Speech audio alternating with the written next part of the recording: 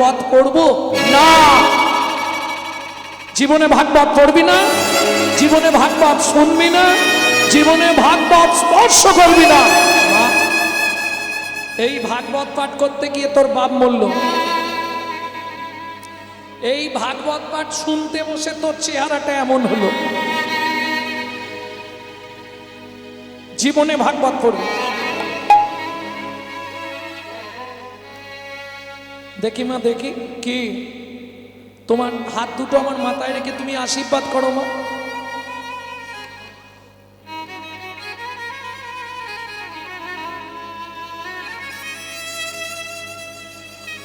এই মুহূর্তে আমি মিথিলায় যাব পিতৃহত্যার প্রতিশোধ নিতে। কি বলছিস বাবা, এই অবস্থায় তুই যাবি কি করে? শোনো মা, যার মুখে নাম আছে, নামের শক্তিতে সে ত্রিভুবন বিজয় করতে পারে। হে নাম নারায়ণ হরি, হে নাম নারায়ণ হরি, তুমি গোপাল কৃষ্ণ মুরারি, গোপাল কৃষ্ণ মুরারি, নারায়ণ হরি, হে নাম নারায়ণ হরি। তুমি জানো গো মাধব গোকুন্দ, কৃষ্ণ কেশব গোপাল গোবিন্দ, তুমি জানো গো মাধব গোকুন্দ, কৃষ্ণ কেশব গোপাল গোবিন্দ। অহরহ তব নাম স্মরণ করি, হে নারায়ণ হরে, হে নারায়ণ হরে, হে নারায়ণ হরে। জয় হোক মিথিলা রাজা জনকের জয় হোক। জয় হোক, জয় হোক। আরে কহন হে তারি, গিয়ে তোদের মহারাজকে ডেকে আন। সারা পৃথিবীর মানুষ যাকে প্রণাম করে, 12 বছরের ছেলে বাঁকারা,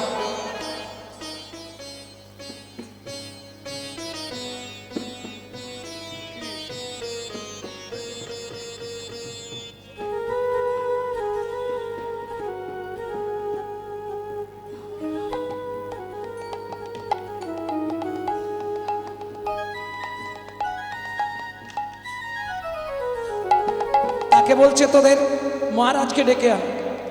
দাঁড়িয়ে গিয়ে বলছে, মহারাজ দেখবেন চলুন, দ্বারে একটা ছেলে এসেছে, 12-13 বছর বয়স, সে আঁকছে মাখছে কেমন করছে। জনক রাজা বলে, পৃথিবীর মানুষ আমাকে দেখতে আসে পারমিশন নিয়ে, আমি যাব তাকে দেখতে, আবার দ্বার দেশে, কত বড় বুকের পাটারে। বলে আমাকে এসেই বললো তোদের মহারাজকে ডেকে আন। ও মাইরা, পাওয়ারটা কোথায় দেখো? কিসের পাওয়ার? কিসের পাওয়ার? যেদিন থেকে পেটে সেদিন থেকে ভাগবত।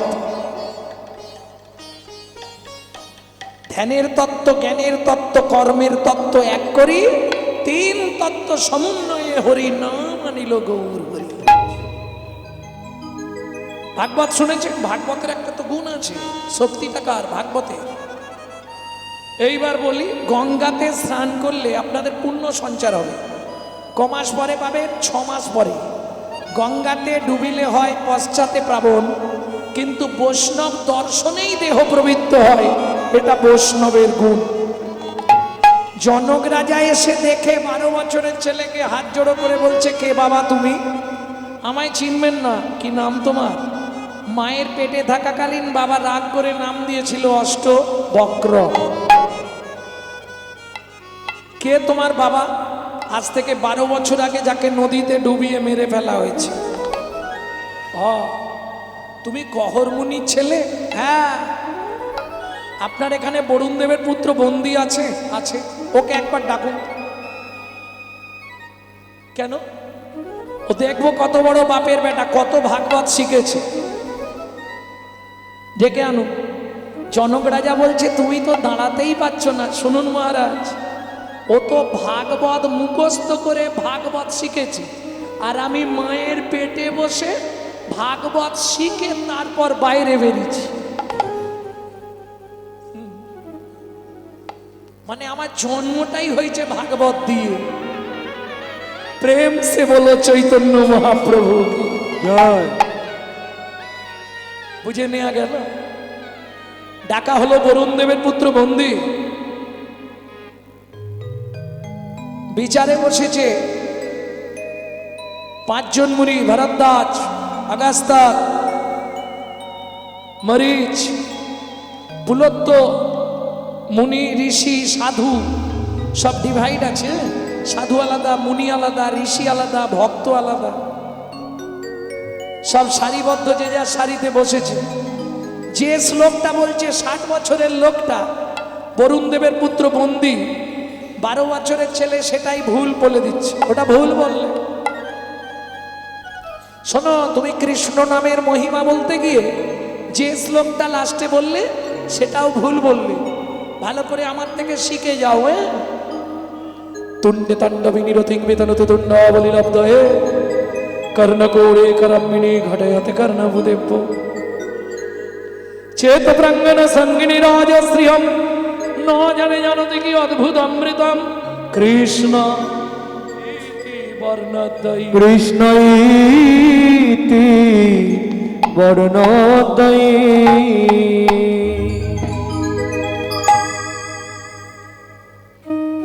বুঝে নেওয়া গেল। যে শ্লোকটা বললাম বুঝতে পারলেন? কিছু বুঝতে পেরেছেন? বাহ, তাহলে তার ঝামেলা মিটে গেল। আবার সময় নষ্ট করবো কেন? বুঝে গেছেন তো? ওই ওনার সঙ্গে যোগাযোগ করে নেবেন, উনি বুঝেছে, বুঝিয়ে দেবেন। অত সোজা। ভাগবত যদি ঠোঁটস্থ হয়ে যায় এই শ্লোকটা বুঝতে কষ্ট আছে। তুণ্ডে তাণ্ডবী নিরতিং বিতানুতে তুণ্ডাবলী, তুণ্ডে তাণ্ডবী নিরতিং বিতানুতে তুণ্ডাবলী লব্ধয়ে কর্ণকৌড়ে করম্মিনী ঘটয়তে কর্ণভূদেব্য ঘটয়তে কর্ণভূদেব্য চেত প্রাঙ্গণ সঙ্গিনী রাজশ্রিয়ম ন জনে জনতি কি অদ্ভুত অমৃতম কৃষ্ণ ইতি বর্ণদ্বয়ী। কৃষ্ণ ইতি ওই লাস্টের কথাটা বুঝতে পারবেন। বর্ণদ্বয়ী। তুণ্ডে তাণ্ডবী নিরতিং, তুণ্ডে তাণ্ডব, তুণ্ড মানে, তুণ্ড মানে কি? তুণ্ডই বুঝতে পারছো না, শ্লোক বুঝবে। তুণ্ড মানে জীব, তাণ্ডব মানে নাচানাচি। তুণ্ডে তাণ্ডবী নিরতিং, ভালোবাসা। বুঝে নিল? তুণ্ডে তাণ্ডবী নিরতিং, গুরুদেবের জিহুবাই নাচতে নাচতে যখন শিষ্যের কর্ণমূলে এসে মন্ত্র পড়ে কর্ণকৌড়ে করম্মিনী ঘটয়তে কর্ণভূদেব্য, কর্ণমূল দিয়ে মর্মমূলে প্রবেশ করে, তখনই সে বুঝতে পারবে ন জানে জানতে কি অদ্ভুত অমৃতম কৃষ্ণ ইতি বর্ণদ্বয়ী। সভাসদ পণ্ডিতরা বলে উঠল অষ্টবক্র কি, অষ্টবক্র কি, যাবে কি। দেখে নিলেন? দুবার বললাম অষ্টবক্র কি জয়, শেষে বললাম বাড়ি যাবে কি না জয়। ঠিক কলমা পড়ে দিলাম, সম্মতি দিয়ে দিয়েছে। সম্মতি দিয়েছে। ও বাবা, রাত অনেক হয়ে গেছে। ভক্তমণ্ডলী, ভক্তিমতী মায়েরা, 12 বছরের ছেলে বলছে শুনুন, আমার জয় দিয়ে কোনো লাভ নেই। তুমি জলে ডুবে মরো, আমার বাবাকে ফিরিয়ে দাও। পৃথিবীতে আমি প্রকাশ করব ভাগবত কারো মৃত্যু দেয় না, ভাগবত মরা বাঁচা। বরুণ দেবের পুত্র 60 বছর বয়স, 12 বছরের ছেলেটাকে প্রণাম করেছে আসতে। আর যেই প্রণাম করেছে শরীরটা পুরো কারেন্ট হয়ে গেছে। কেন? তুমি মানব নয় গো কোন দেবতা, তুমি মানব নয় গো কোন দেবতা, প্রকাশ করে কও গো কথা, মানব নয় গো কোন দেবতা, প্রকাশ করে গো কথা। আমাকে প্রণাম করো না গো, তোমার থেকে আমি অনেক ছোট। কেন? ছোট হোক আর বড় হোক, এটা বৈষ্ণবের নীতি। সহজে কারো প্রণাম নিতে চায় না। প্রকৃত বৈষ্ণব কখনো ভোগ করে না, যোগে থাকে। যার জন্য পৃথিবীর মধ্যে সর্বশ্রেষ্ঠ বৈষ্ণবকে বৈষ্ণবানাং নিম্নানাং যথা গঙ্গা বৈষ্ণবানাং যথা, ওই যে মন্দিরে শম্ভু দেবাদিদেব মহেশ্বর, ওর মতো ত্যাগী দেবতা পাবেন না। যত দেবতা আছে সব ভোগী, একমাত্র শিব হলো ত্যাগী। প্রমাণ, একটা প্রমাণ দেবো। প্রত্যেক দেবতার ফেভার ফল, ফুল ফল চাই। কালী জবা ফুল, তাল। কৃষ্ণ শ্বেতকরবী, কাঁঠালিয়া কলা। প্রত্যেক দেবতার ফল ফুল। মা দুর্গা কোন ফুলে সন্তুষ্ট? শিউলি, শিউলি সব থেকে ফেভার ফুল। মন্ত্রে আছে না, আশ্বিনেন ভেষজেন দশ বাহু সমন্বিত, দুর্গার ফেভার ফুল। তাহলে সব দেবতা যে যা চাই দিয়ে দাও। ভোলানাথ বললে যে ফুলটা জীবনে ভ্রমর ভ্রমরই যায় না, মৌমাছিকে নিমন্ত্রণ করলে আসে না, মাইকের চোঙের মতো, ওইটা আমাকে দাও।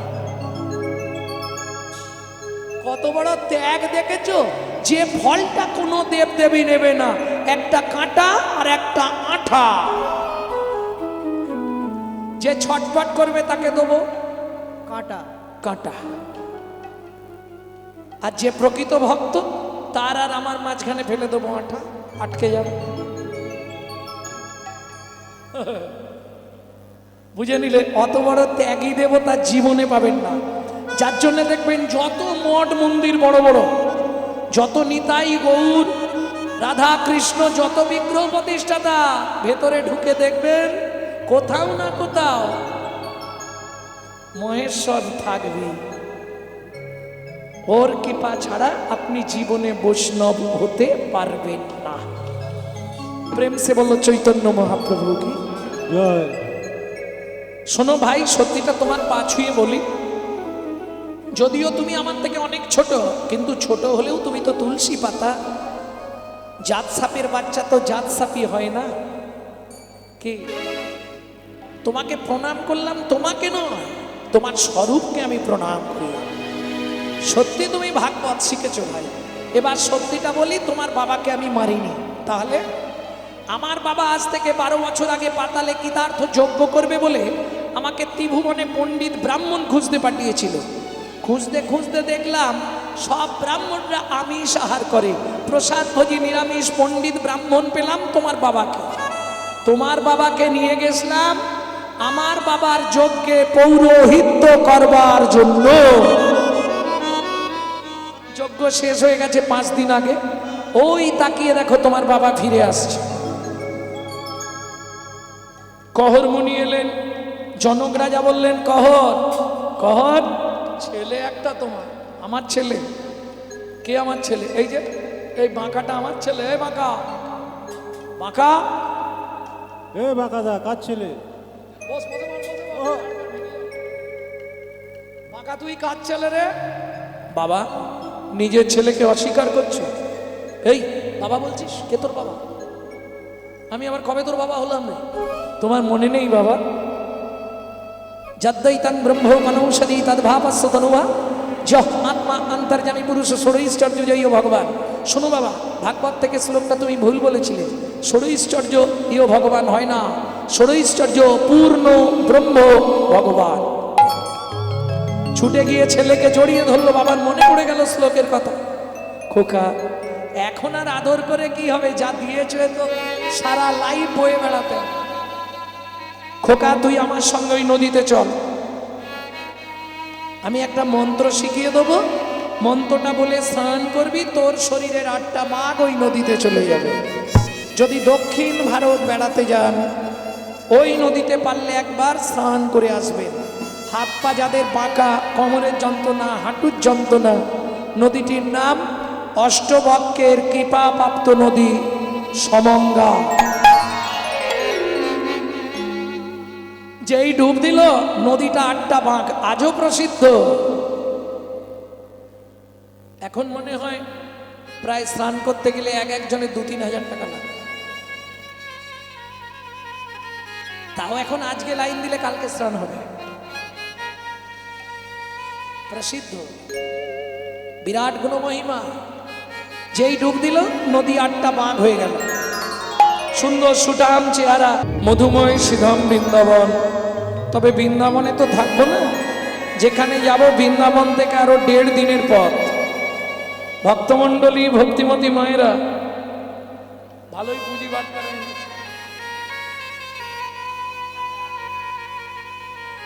ভক্তমণ্ডলী ভক্তিমতী মায়েরা, কোন বন? যে বনে প্রবেশ করতে গেলে সধবা নারীদের মাথায় কাপড় দিয়ে ঢুকতে হয়। কোন বন? না না, আমি দিতে বলছি না, গরমে ঠিক আছে, এখন তো উঠে গেছে এসব।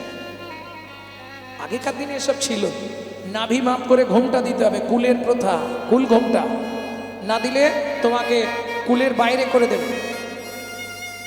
তারপরে এসেছিল এই জায়গায় মান ঘোমটা, এখনো সব নেই, সব সেফটিকিন ঘোমটা। যে দেশেতে এলো গোরা বদলে গেল সেসব ধারা, হায়রে কলির উল্টো পারা, যাবার কালে হবে কি? ভক্তমণ্ডলী ভক্তিমতী মায়েরা, কোন বন?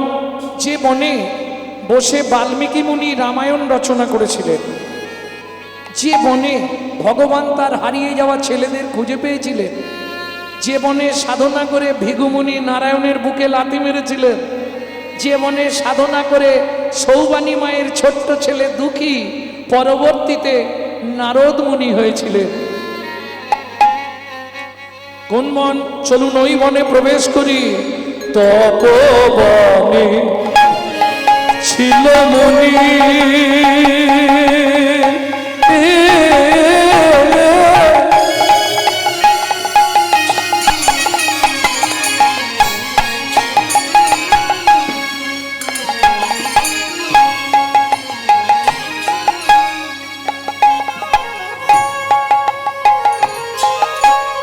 কহর যা না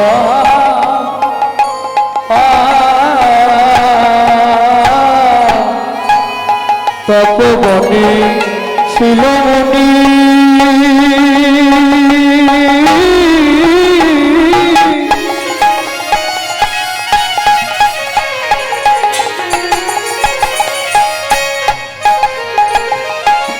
কবর যা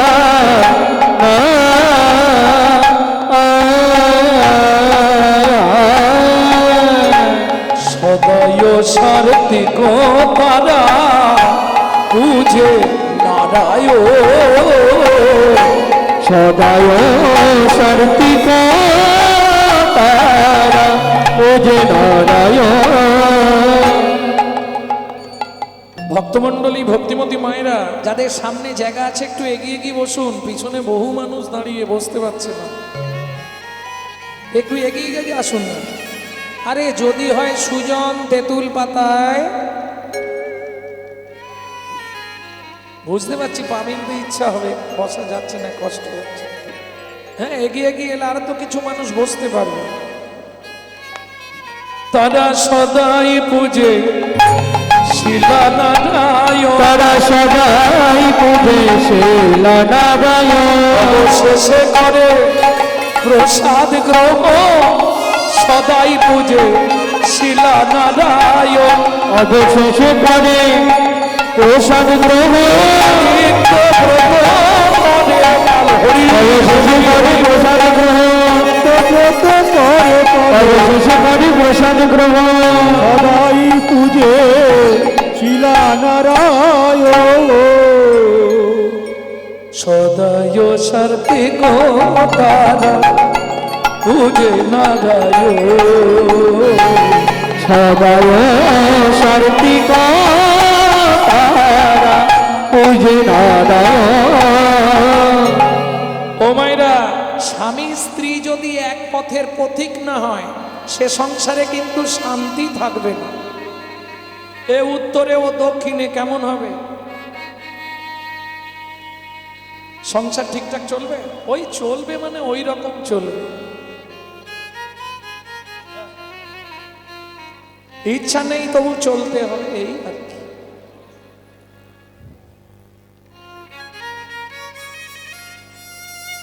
চলবে? স্বামী স্ত্রী যদি এক পথের প্রতীক হয়, সে সংসারটা ভালো চলবে। কেন? দুজন এক পথে, নালে ধরুন আমি দুজনেই হয়তো ভালোবাসে ভগবানকে, একজন কালী ভজন করে, একজন কৃষ্ণ ভজন করে, দুজনে তো মারামারি বাঁধবে, এ বলবে আমার কালী ভগবান, ও বলবে আমার কৃষ্ণ ভগবান। দুজন এই জন্যে দীক্ষা নিতে গেলে স্বামী স্ত্রী একসঙ্গে দীক্ষা নিতে বলছে কেন? যাতে ভজনটা তোমার এক পথের হয়। কারণ ভক্ত তো আমরা হতে পারবো না, চেষ্টায় আছে। যদি এই প্রশ্নের উত্তর বলে দিতে পারো, সেদিন থেকে তুমি ভক্ত হয়ে যাবে। কোন প্রশ্ন? ভক্ত হওয়া শক্ত কথা, গুরু রইল বসে, গাছের ফল গাছে থাকলো, বিন্ধ পড়লো খসে। এই তত্ত্ব জানবে যারা, তিন লোকের ঠাকুর তারা। বুঝে নিয়ে গেল, স্বর্গ মর্ত্য পাতাল তিন লোক তাকে পূজা করবে। এই তত্ত্বটা যদি তুমি জেনে যেতে পারো, কঠিন ব্যাপার। এ তত্ত্ব জানবে কারা? রসিক জানে কি মজা ভাই, রসিক জানে কি মজা, রসিকে করলে পিরি কাঠ খোলাতে চলো।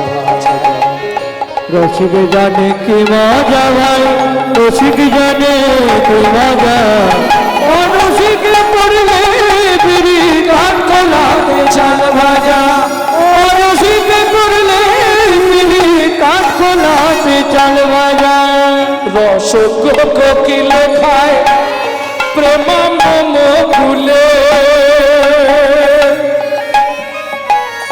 রসক কাক চুষে জ্ঞান নিম্ন ফলে, রসক কাক চুষে জ্ঞান নিম্ন ফলে।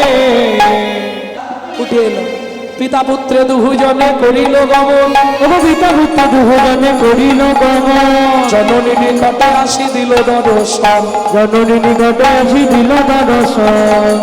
মা কে? আমি অষ্ট আর বক্র বলছে না। খোকা তোর এইরম চেহারা হলো কি করে? রাজপুত্র হয়ে গেছিস তো? হ্যাঁ, তোমাকে বলেছিলাম না মা, একে ভাগবত হয় ভাগবত শাস্ত্র, এক ভাগবত হয় ভাগবত শাস্ত্র। এই যে আমার দিকে তাকিয়ে দেখো মা, আর এক ভাগবত হয় ভক্তি রসের পাত্র, আর এক ভাগবত হয় ভক্তি রসের পাত্র। বাবা বাবা ভেতরে এসো। বাবাকে কোথায় পেলি? আরে আমি তো সিঁদুর মুছে ফেলেছি কবে। বাবাকে পেলি কোথায়? তুমি জেনেছিলে বাবা মরে গেছে। শোনো মা, আমি তোমাকে বলেছি না, ভাগবত কারো মৃত্যু দেয় না। শোনো মা, যার গৃহে নিত্য নিত্য ভাগবত হয়, যার গৃহে নিত্য নিত্য ভাগবত হয়, তাহার থাকে না মাগো মরণের ভয়, তাহার থাকে না মাগো মরণের ভয়। ঋষি ঋষি যেই জন করয় শ্রবণ, ঋষি ঋষি এই জন করায় শ্রবণ, অন্তিমেতে পায় রাধা গোবিন্দ চরণ, অন্তিমেতে গায়ে রাধা গোবিন্দ চরণ। যার গৃহে একখানি ভাগবত রয়, যার গৃহে একখানি ভাগবত রায়, কোনো কালে কোনো দিন বজ্রপাত না হয়, কোনো কালে কোনো দিনে বজ্রপাত না হয়। এক মনে এক ধ্যানে করিলে শ্রবণ, এক মনে এক ধ্যানে করিলে শ্রবণ, মরণের পরে হয় গোলকে গমন। মরণের পরে হয় গোলকে গমন। ও মামা, সেদিন তুমি বলেছিলে খোকা ভাগবত পড়বি না, ভাগবত শুনবি না। আজকে কি বলবে? ভাগবত পড়। যেই ভাগবত পড়তে শুরু করলো, স্বর্গের দেবতারা আসছে আজকে ভাগবত শুনতে। চলে সারি সারি দেবের কুমারী দেবপত্নী গণযত, চলে সারি সারি দেবের কুমারী দেবপত্নী গণযত, চলে সারি সারি দেবের কুমারী দেবপত্নী গণযত। অপ্সরায় অপ্সরী গন্ধর্ব কিরণী, অপ্সরায় অপ্সরী গন্ধর্ব কিরণী, অপ্সরায় অপ্সরী গন্ধর্ব কিরণী, অপ্সরায় অপ্সরী গন্ধর্ব কিরণী।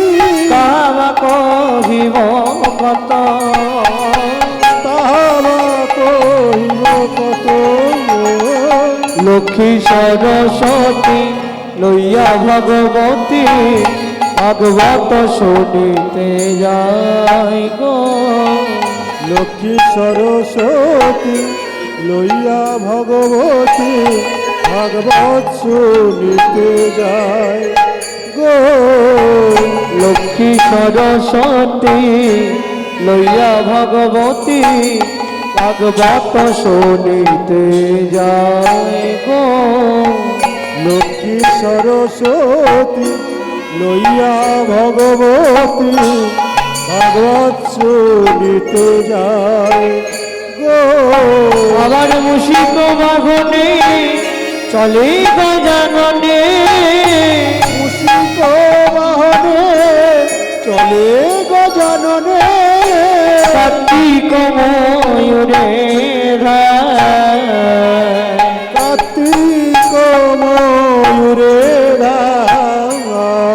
সবাই ঘিরে ঘিরে দাঁড়ালো, ঘিরে ঘিরে দাঁড়ালো, ভগবান শুনবে বলে ঘিরে ঘিরে দাঁড়ালো। ভাগবত শুনবে বলে ঘিরে ঘিরে দাঁড়ালো, ভাগবত শুনবে বলে ঘিরে ঘিরে দাঁড়ালো। ভাগবত শুনবে বলে ঘিরে ঘিরে দাঁড়ালো। মুশিক বাহনে চলে গজাননে, মুশিক বাহনে চলে গজাননে, আবার কার্তিক ময়ূরে কার্তিক ময়ূরে রায়, ময়ূরে ভাই, ময়ূরে রায়। কার্তিক ময়ূরে ভাই।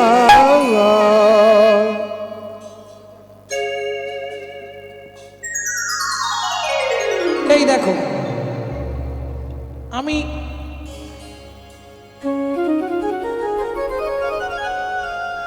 এতক্ষণ ধরে ভাগবত পড়ছি, তোমাদেরকে তো ডাকিনি।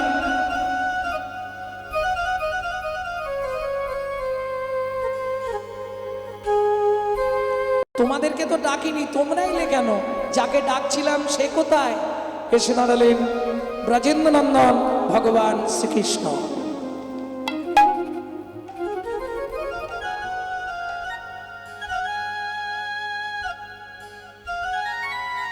ছোট্ট অষ্টবাক্য বললে শোনো,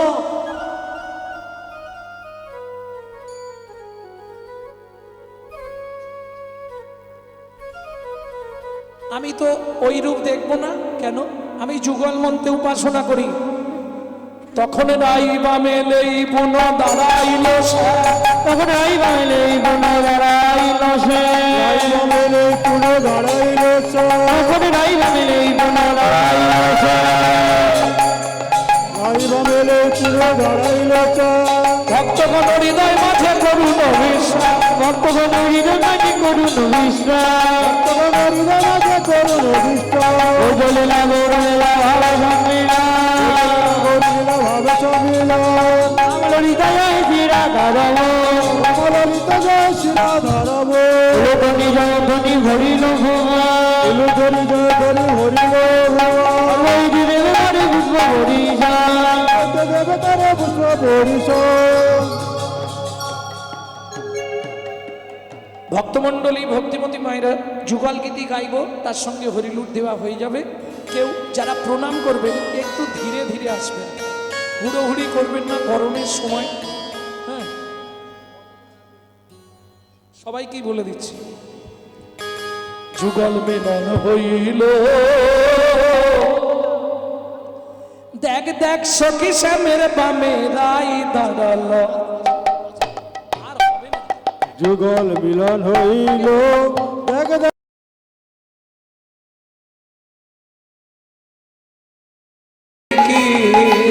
তোর কথায় কথায় সময় এলো, কাজে করলি কি? লোচন দাসে মিনতি,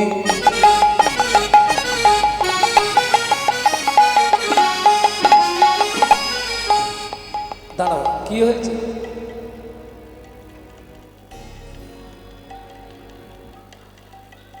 এই বাচ্চাগুলো সামনে চলে এসো। সামনেটা তো ফাঁকা থাকবে না, কেউ না কেউ তো বসবে, তাহলে তুমি সামনে এসো। নালে বাচ্চাগুলোকে সামনে আসতে বলো, সামনে ফাঁকা থাকলে বসবে নাকি? এমনি শর্ট জায়গা।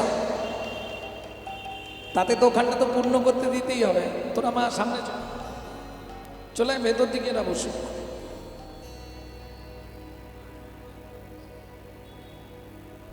একদম এইখান থেকে বসো, এখান থেকে কেউ আর যাবে না, একদম চেপে বসো।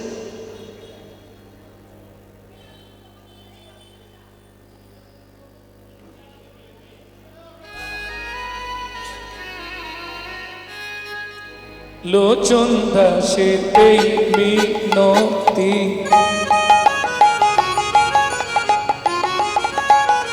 ডান দিকে এখনো অনেক জায়গা ফাঁকা আছে। ভক্তমণ্ডলী, ভক্তিমতী মায়েরা, কীর্তন আপনারা বরাবর শোনেন, তাই তো? এখানে প্রতি বছর কীর্তন হয়, কিন্তু আমাদের বাংলা কীর্তনের একটা দুর্ভাগ্য কি জানেন? কীর্তন এত শুনছি, পরিবর্তন কিছু হচ্ছে না। কেন কেন এটা বললাম? যখনই কোনো কীর্তনিয়া কোনো বৈষ্ণব কবির নাম করবে, তাকে একটা প্রণাম জানাতে হবে। কেন? প্রাক চৈতন্য যুগে যেসব পদকর্তারা এসেছিলেন, প্রাক চৈতন্য যুগ মানে বোঝেন তো? চৈতন্য মহাপ্রভুর আগে কবি জয়দেব, চণ্ডীদাস, বিদ্যাপতি, কবি কালিদাস। চৈতন্য মহাপ্রভুর পরে যারা এলেন, গোবিন্দ দাস, জ্ঞান দাস, ঘনশ্যাম দাস, নয়নানন্দ দাস, গোকুলানন্দ দাস, লোচন দাস, শশীশেখর দাস, বলরাম দাস, ঘনশ্যাম দাস, দুঃখী কৃষ্ণ দাস, দীনকৃষ্ণ দাস, যারা এলেন তৎকালীন যুগে, বাসুদেব ঘোষ মহাশয়, নরহরি সরকার ঠাকুর মহাশয়, নরোত্তম দাস ঠাকুর মহাশয়, এরা যদি আজকে বাংলার মাটিতে না আসতো, রাধা গোবিন্দের কোনো গোপন লীলাই আমরা জানতে পারতাম না। এবার প্রশ্ন হবে, এদেরকে প্রণাম করে আমাদের কি লাভ হবে? এরা ভগবানের প্রেরিত দূত, এদের বিন্দু কৃপা যদি আপনার মধ্যে সঞ্চারিত হয়, তবেই আপনার হৃদয়ে কৃষ্ণ প্রেম ভক্তি লাভ হবেই হবে। তাই গো, হরি বল, হরি বল। তাহলে একটা প্রণাম তো করা যায় নাকি? না হাত কনকন করবে?